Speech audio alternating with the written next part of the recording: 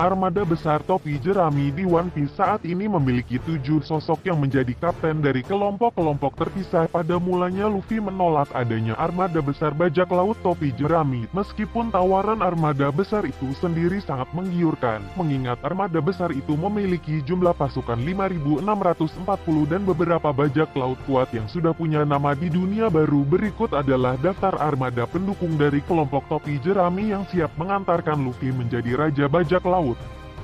7.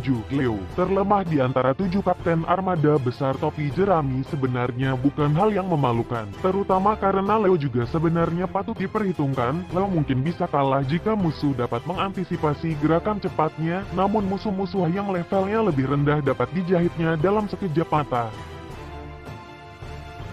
Selanjutnya ada Orlambes. Karakter yang satu ini sebenarnya kuat, namun dari segi kemampuan bertarung, ia terasa kalah menonjol dibanding 5 nama di atasnya. Itu bukan berarti Orlambes patut diremehkan, tentu saja dia yang membantu melempar Zoro ke arah Pika, menunjukkan kalau kekuatannya bisa berguna untuk support sekutunya. Orlambes siap menyumbang 56 kapal armada Yonta Maria jika Luffy memanggil.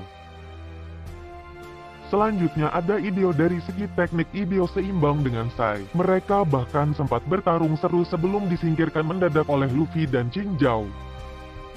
Sebagai juara turnamen pertarungan di New World, Ideo juga memiliki teknik dan power yang mantap, namun dalam pertarungan terbesarnya saat ini, ia dihajar oleh Dellinger. Sebelumnya, ia disingkirkan dengan mudah oleh Ching Zhao karena sedang sibuk menghadapi Sai. Ideo pun sepertinya harus memperkuat diri lagi sebelum tiba saatnya dia dipanggil Luffy. Selanjutnya ada Hajrudin sebagai raksasa. Seharusnya Hajrudin adalah pemilik kekuatan fisik terbesar di antara 7 kapten armada besar topi jerami.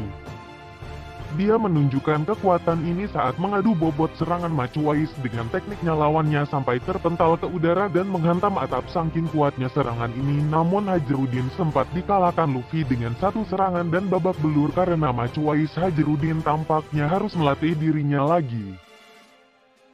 Selanjutnya ada Sai. Sai benar-benar salah satu petarung tertangguh di armada besar topi jerami. Ya, dia bisa disingkirkan Luffy dengan kocak, tapi saat itu Sai sedang sibuk melawan Ideo. Kalau Sai lebih siap, pertarungan dia lawan Luffy mungkin tidak bakal selesai secepat itu.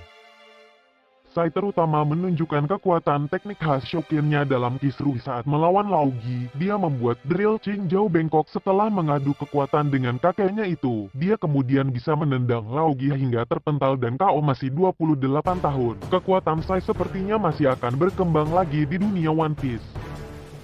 Selanjutnya ada Bartolomeo. Bartolomeo adalah fans dari bajak laut topi jerami.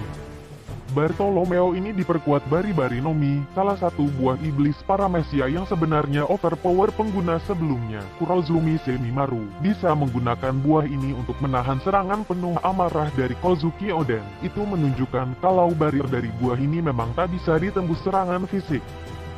Sudah begitu, Bartolomeo pun tampaknya lebih kreatif dari Semimaru. Sementara Semimaru hanya membuat perisai, Bartolomeo sejauh ini sudah memanfaatkan perisai untuk menyerang, membuat tangga, dan lain-lain.